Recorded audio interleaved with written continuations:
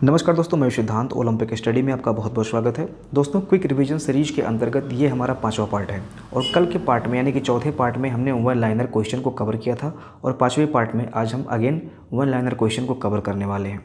यहाँ पे हमने 50 क्वेश्चन लिया है, ठीक है, और इसके पहले भी हमने 50 क्वेश्चन कराया था। तो टोटल अभी तक ग्रामीण विकास योजना एवं प्रबंधन से आपके 100 क्वेश्चन हो चुके हैं, जो कि काफ़ी इंपॉर्टेंट है और आपके एग्ज़ाम में यहाँ से 3-4 क्वेश्चन दोस्तों ज़रूर फंसेगा। तो आप लोग यहीं पे इसको याद कीजिएगा, अभी के अभी इस वीडियो सेशन में आप लोग इसको याद करने की कोशिश कीजिएगा, ठीक है, क्योंकि बाद पे छोड़ना सही नहीं है। अब आपके पास समय बिल्कुल भी नहीं है और लापरवाही नहीं करनी है यार। आप लोग देखो कनेक्ट नहीं कर पा रहे हो अभी भी, ठीक है, तो इसीलिए मैं इस सेशन को अभी छोटा रख रहा हूँ, 15 मिनट 20 मिनट का रख रहा हूँ। जिस दिन मुझे लगेगा कि हाँ लगभग 500-600 बच्चे कनेक्ट कर गए हैं, उस दिन मैं सेशन को लंबा करूँगा, ठीक है। और ये हमारा ई बुक है, आप अगर चाहें तो थ्योरी क्लास के लिए, थ्योरी पीडीएफ के लिए, थ्योरी नोट्स के लिए आप हमारा ई बुक बाय कर सकते हैं। और यहाँ पे हम ये वन लाइनर सीरीज चलाए हुए हैं जो कि लगातार चलता रहेगा। क्विक रिवीजन सीरीज का ये हमारा 5वां पार्ट है। चलिए शुरू करते हैं। 8वीं पंचवर्षीय योजना किस वर्ष प्रारंभ हुई थी? तो 8वीं पंचवर्षीय योजना 1992 में प्रारंभ हुई थी। कौन सी पंचवर्षीय योजना के मध्य में योजना आयोग का स्थान नीति आयोग ने लिया? 12वीं पंचवर्षीय योजना के मध्य में योजना आयोग का स्थान जो है नीति आयोग ने लिया। राष्ट्रीय ग्रामीण स्वास्थ्य मिशन कब प्रारंभ किया गया था? 12 अप्रैल 2005 में। भारत में राष्ट्रीय जनसंख्या नीति कब प्रारंभ की गई थी? सन 2000 में। भारत में राष्ट्रीय वन नीति किस वर्ष लागू की गई थी? 1952 में। तो यहाँ तक मैंने डेट लिख रखा है, आप एक समझ लीजिए, ये सारे डेट काफ़ी महत्वपूर्ण है, ठीक है। फिर से रिपीट कर दे रहा हूँ, 8वीं पंचवर्षीय योजना 1992 में शुरू हुई थी। 12वीं पंचवर्षीय योजना के अंतर्गत योजना आयोग का स्थान नीति आयोग ने ले लिया था और राष्ट्रीय ग्रामीण स्वास्थ्य मिशन यानी कि NRHM का शुभारंभ 12 अप्रैल 2005 में किया गया था। भारत में राष्ट्रीय जनसंख्या नीति कब प्रारंभ की गई थी? 2000 में प्रारंभ की गई थी। भारत में राष्ट्रीय वन नीति किस वर्ष लागू किया गया था? तो 1952 में लागू किया गया था, ठीक है। आगे बढ़ते हैं। देखिए, भारत की वन नीति 1952 के अनुसार देश के कितने प्रतिशत क्षेत्र में वन होना आवश्यक है? तो 33% क्षेत्र में वन होना आवश्यक है। अगला क्वेश्चन है, भारत में वन विनाश एवं वनीकरण का अनुपात क्या है? आप देख सकते हैं कितना बड़ा गैप है, 3 का गैप है सीधे। वन विनाश 4 के अनुपात में हो रहा है और वनीकरण मात्र 1 के अनुपात में हो रहा है, यानी कि 4:1 का अनुपात है वन विनाश और वनीकरण में। भारत की वन नीति 1952 के पश्चात कौन से वर्ष राष्ट्रीय वन नीति घोषित की गई? यानी कि 1952 में पहला आया था और इसके बाद में पुनः वन नीति कब आया? 1988 में आया, ठीक है। 1952 के बाद 1988 में पुनः राष्ट्रीय वन नीति घोषित की गई। अगला क्वेश्चन है, डिजिटल इंडिया कार्यक्रम को कब मंजूरी दी गई? डिजिटल इंडिया कार्यक्रम को 20 अगस्त 2014 को मंजूरी दी गई। सांसद स्थानीय क्षेत्र विकास योजना कब प्रारंभ की गई? 23 दिसंबर 1993 को सांसद स्थानीय क्षेत्र विकास योजना प्रारंभ की गई। जवाहर रोजगार योजना के क्रियान्वयन का उत्तरदायित्व किसे सौंपा गया है? जवाहर रोजगार योजना के क्रियान्वयन का उत्तरदायित्व ग्राम पंचायत को सौंपा गया है। जवाहर रोजगार योजना की एक उप योजना के रूप में इंदिरा गांधी आवास योजना कब प्रारंभ की गई? 1985 में प्रारंभ की गई। भारत में नई राष्ट्रीय जनसंख्या नीति को कब अपनाया गया? 2000 में। सन 2000 में भारत में नई राष्ट्रीय जनसंख्या नीति को अपनाया गया। अगला क्वेश्चन है, नीति आयोग अस्तित्व में कब आया? 1 जनवरी 2015 को नीति आयोग अस्तित्व में आया।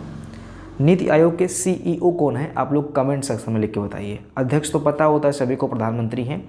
नीति आयोग के वर्तमान CEO कौन है? आप लोग कमेंट सेक्शन में लिख के बताइए। निम्नलिखित में से कौन सा भारत में सतत विकास लक्ष्यों के कार्यान्वयन के लिए एक नोडल संस्था है? तो नीति आयोग। ये क्वेश्चन काफ़ी इंपॉर्टेंट है, ठीक है। क्या लिखा हुआ है? सतत विकास लक्ष्यों के कार्यान्वयन के लिए एक नोडल संस्था है, तो नीति आयोग। ध्यान दीजिएगा। नेशनल प्लानिंग कमेटी का गठन किसने किया था? सुभाष चंद्र बोस ने किया था। गांधीवादी योजना का प्रतिपादन किसने किया था? श्रीमान नारायण अग्रवाल ने किया था, ठीक है। गांधीवादी योजना का प्रतिपादन श्रीमान नारायण अग्रवाल ने किया था। महिला सशक्तिकरण से जुड़ी कौन सी योजना है? सबला योजना। काफ़ी इंपॉर्टेंट है। महिला सशक्तिकरण से जुड़ी हुई कौन सी योजना है? सबला योजना। प्रधानमंत्री ग्राम सड़क योजना किस प्रधानमंत्री के जन्मदिन के अवसर पर प्रारंभ की गई थी? तो प्रधानमंत्री ग्राम सड़क योजना अटल बिहारी वाजपेयी के जन्मदिन के अवसर पर प्रारंभ की गई थी। जिला स्तर पर मनरेगा का परिचालन किस इकाई द्वारा किया जाता है? जिला स्तर पर मनरेगा का परिचालन किस इकाई द्वारा किया जाता है? तो जिला ग्रामीण विकास अभिकरण के द्वारा किया जाता है। अगला क्वेश्चन है, राष्ट्रीय ग्रामीण आजीविका मिशन किस कार्यक्रम का नया स्वरूप है? स्वर्ण जयंती ग्राम स्वरोजगार योजना। स्वर्ण जयंती ग्राम स्वरोजगार योजना का नया कार्यक्रम राष्ट्रीय ग्रामीण आजीविका मिशन है। चिपको आंदोलन का संबंध किससे है? तो वनों के अवैध कटान को रोकने से संबंधित है चिपको आंदोलन। ठीक है। अल्मा ऑल घोषणा का संबंध निम्नलिखित में से किससे है? सबके लिए स्वास्थ्य। ये ध्यान दीजिएगा, यूनिक क्वेश्चन है, शायद बहुत कम देखने को मिले। अल्मा ऑल घोषणा का संबंध निम्नलिखित में से किससे है? तो सबके लिए स्वास्थ्य से संबंधित है। ठीक है। ये आपका जो स्वास्थ्य नीतियाँ है, स्वास्थ्य चैप्टर है, उससे भी संबंधित है। ठीक है। अगला क्वेश्चन है, आशा का संबंध किस विभाग से है? तो स्वास्थ्य एवं परिवार कल्याण मंत्रालय से संबंधित है। ठीक है। आशा का संबंध स्वास्थ्य एवं परिवार कल्याण विभाग से संबंधित है। देखिए, अब हम 3-4 क्वेश्चन उत्तर प्रदेश के बजट पे देख लेते हैं। ठीक है।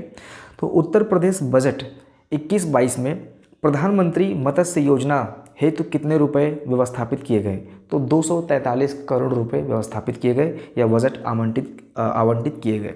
अगला क्वेश्चन है, देखिए, मत्स्य योजना के लिए 243 करोड़। इसके बाद में स्वच्छ भारत मिशन शहरी हेतु, स्वच्छ मिशन भारत शहरी हेतु उत्तर प्रदेश में 1400 करोड़ का बजट है। इसके बाद में आपको ध्यान देना है, प्रत्येक न्याय पंचायत में 2 चंद्रशेखर आज़ाद ग्रामीण विकास सचिवालय की स्थापना के लिए 10 करोड़ का बजट है। ध्यान दीजिएगा, 2 चंद्रशेखर आज़ाद ग्रामीण विकास मंत्रालय या सचिवालय की स्थापना के लिए कितने रुपए करोड़ की व्यवस्था है? तो 10 करोड़ की व्यवस्था है।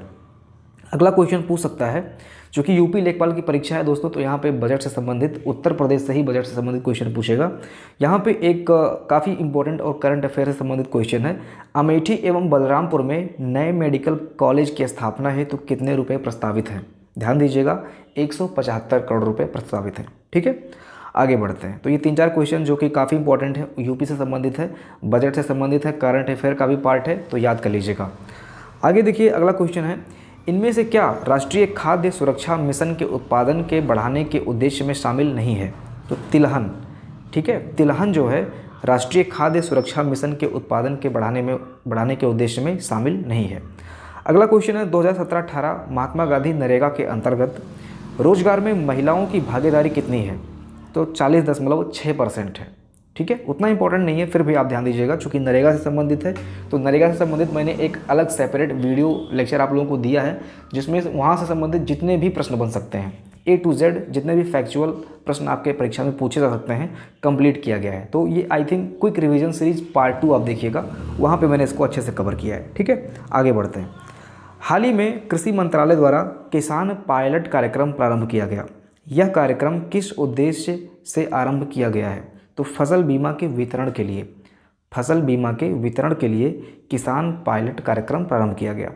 अगला क्वेश्चन है, उत्तर प्रदेश में किसान बही योजना कब लागू हुआ था? तो 1992 यानी कि 1992 में उत्तर प्रदेश में किसान बही योजना लागू हुआ था। अगला क्वेश्चन है, सांसद स्थानीय क्षेत्र विकास परियोजना में सांसद को अपने क्षेत्र के विकास हेतु कितने रुपए सरकार द्वारा प्राप्त होते हैं? तो सभी को पता होगा, 5 करोड़ रुपए प्राप्त होते हैं। उत्तर प्रदेश में किसान मित्र योजना का आरंभ कब हुआ था? 18 जून 2001 में हुआ था। उत्तर प्रदेश में किसान मित्र योजना का आरंभ 18 जून 2001 में हुआ था। अगला क्वेश्चन है, राष्ट्रीय ग्रामीण स्वास्थ्य मिशन का शुभारंभ कब हुआ? ऑलरेडी मैंने आपको बताया है, 2005 में शुरू हुआ था। राष्ट्रीय ग्रामीण स्वास्थ्य मिशन का शुभारंभ 12 अप्रैल 2005 में हुआ था।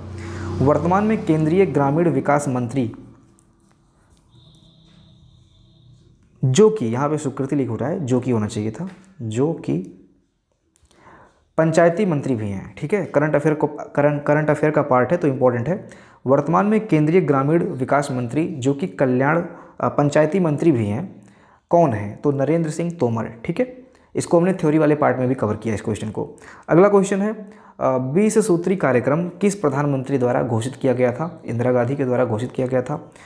20 सूत्री कार्यक्रम का पुनर्गठन कब हुआ था? तो 2007 में गठन हुआ था। 1975 में घोषित हुआ था और इसका पुनर्गठन दोस्तों 2007 में हुआ था। इसको देख लें 74 या 75 था, आई थिंक 75 ही था। ठीक है, देखिए इसका जो पुनर्गठन है 2007 में हुआ था। अगला क्वेश्चन है, ग्रामीण विकास मंत्रालय किन दो विभागों से मिलकर बना है? तो ग्राम विकास विभाग एवं भूमि संसाधन विभाग से मिलकर बना है। मोस्ट इंपॉर्टेंट क्वेश्चन है, ग्रामीण विकास मंत्रालय किन दो विभागों से मिलकर बना है? तो ग्राम विकास विभाग एवं भूमि संसाधन विभाग से मिलकर बना है। अगला क्वेश्चन है, ग्राम स्तर पर ग्रामीण विकास योजनाओं की देखरेख के लिए किस पद का निर्माण किया गया है? तो ग्राम स्तर पर वीडीओ का निर्माण किया गया है, क्षेत्र या ब्लॉक स्तर पर बीडीओ का यानी कि ब्लॉक डेवलपमेंट ऑफिसर, और ये है विलेज डेवलपमेंट ऑफिसर। ठीक है, आपको पता होगा। अगला क्वेश्चन है, उत्तर प्रदेश लोक सेवा आयोग द्वारा चयनित खंड विकास अधिकारी का प्रशिक्षण कहाँ पर होता है? यानी कि वही वीडियो। ठीक है, खंड विकास अधिकारी का प्रशिक्षण ग्रामीण विकास संस्थान में होता है। Most important question. अगला क्वेश्चन है, डीआरडीए। डीआरडीए में सबसे बड़ा पद कौन सा होता है? तो प्रोजेक्ट डायरेक्टर का होता है। जहाँ जिला परिषद नहीं होती है वहाँ डीआरडीए किसके अधीन कार्य करता है? तो जिला मजिस्ट्रेट के अधीन कार्य करता है। ठीक है, सारे क्वेश्चन इंपॉर्टेंट हैं। अगला है, जिला योजना समिति की स्थापना किस अधिनियम के तहत हुई? जिला योजना समिति की स्थापना 1999 के अधिनियम के तहत हुआ था। ध्यान दीजिएगा, जिला योजना समिति की जो स्थापना है 1999 के अधिनियम से हुआ था। जिला योजना समिति 1999। अगला क्वेश्चन है, जिला योजना समिति का सभापति कौन होता है? तो जिला योजना समिति का सभापति दोस्तों जिला परिषद का अध्यक्ष होता है। ठीक है, जिला परिषद का अध्यक्ष जिला योजना समिति का सभापति होता है। अगला क्वेश्चन है, जिले के सभी विभागों का अध्यक्ष कौन होता है? मोस्ट इंपॉर्टेंट और सभी को पता भी होगा, डीएम होता है, डिस्ट्रिक्ट मजिस्ट्रेट। अगला क्वेश्चन है, जिले में विकास योजना का सबसे बड़ा अधिकारी कौन होता है? तो सीडीओ होता है। ध्यान दीजिएगा, जिले में विकास योजना का सबसे बड़ा अधिकारी सीडीओ होता है। ठीक है, अगला क्वेश्चन है, जिले में ग्रामीण विकास कार्यों का जिले में, ठीक है ध्यान दीजिएगा, जिले में, खंड की बात नहीं कर रहा है, जिले में ग्रामीण विकास कार्यों का सबसे बड़ा अधिकारी डीडीओ होता है। ठीक है, district development officer, chief development officer. अगला क्वेश्चन है, मनरेगा के राज्य स्तरीय प्रकोष्ठ का संचालन किसके द्वारा किया जाता है? राज्य स्तरीय प्रकोष्ठ यानी कि पूरे भारत में जो ये राज्य हैं इनके प्रकोष्ठ का संचालन रोजगार गारंटी आयुक्त द्वारा किया जाता है। ठीक है, लखनऊ में बैठते हैं भाई साहब ये। अगला है, दीनदयाल उपाध्याय राज्य ग्रामीण विकास संस्थान का मुख्यालय कहाँ है? लखनऊ में है। ठीक है, उम्मीद करता हूँ बिना टाइम वेस्ट किए हुए हमने सारे क्वेश्चंस को कवर किया है और ये सारे क्वेश्चन दोस्तों आपके एग्जाम के पॉइंट ऑफ व्यू से काफ़ी इंपॉर्टेंट हैं। हो सकता है ये जो मैंने 100 क्वेश्चन अभी तक आपको कराया है इसमें से 3-4 क्वेश्चन आपको फंस जाए। ठीक है, ये हमारा ई बुक है और आप लोग अगर चाहें तो उसको परचेज भी कर सकते हैं। मिलते अगली वीडियो में, पढ़ाई करते रहिए। जय हिंद।